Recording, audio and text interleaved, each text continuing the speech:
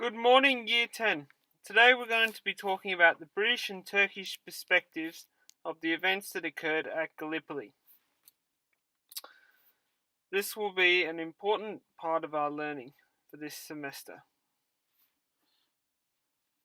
The Battle of Gallipoli was a war that occurred during World War I over land and sea between the Ottoman Empire and the Allies.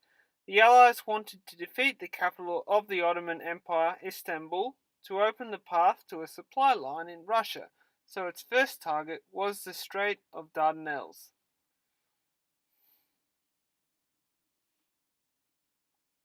The Turkish military in general weren't ready for the Anzacs. They, however, came up with a rash plan to fire at the Anzacs from their elevated position.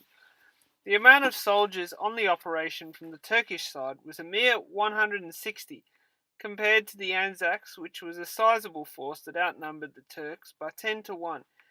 Only 8 of the 160 Turkish soldiers survived. The operation was named Hell's Spit. When the Anzacs began to fire, the Turks mounted a counterattack against the Anzacs. The Turks had the advantage from the beginning.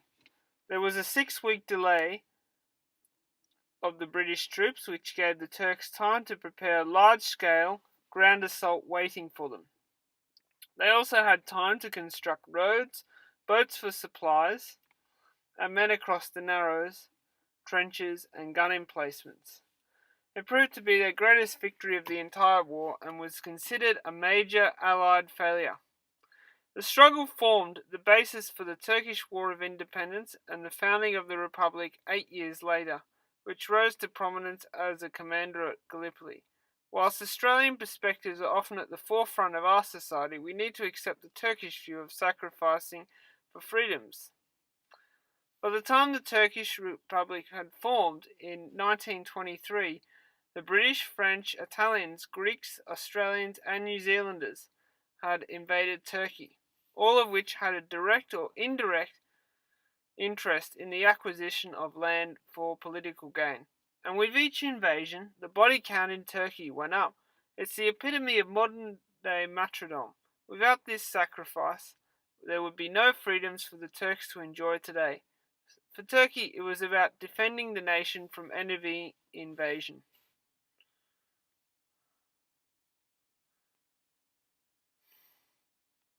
The Australian public greeted the news of the outbreak of war with enthusiasm, with progress underway to raise, equip, and dispatch an army to the other side of the world, with volunteers rushing forward, offering their names.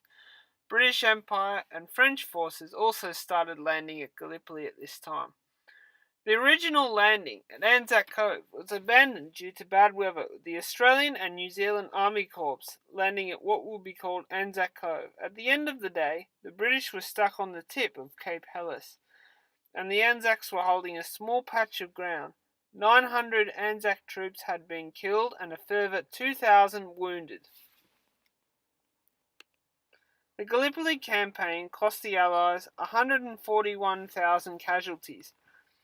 However, as a part of the British Empire, Australia felt obliged to participate to fulfill the obligations of the imperialistic purposes of a self-serving empire, which had control over Australia's foreign policy.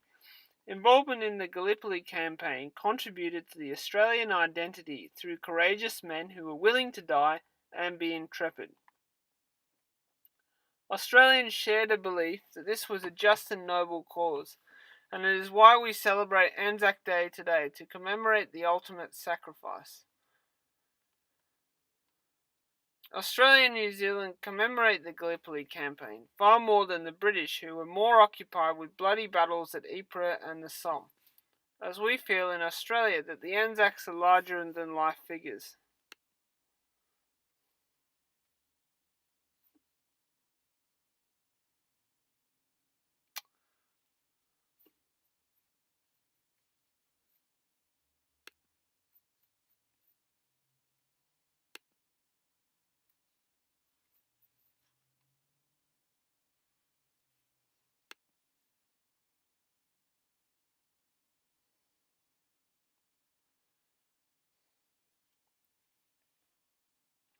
Now, we're going to be looking at some perspective questions as well as some sources. So first we'll be looking at the source questions, which I have given out on the worksheet, and then we will look at the focus questions at the end.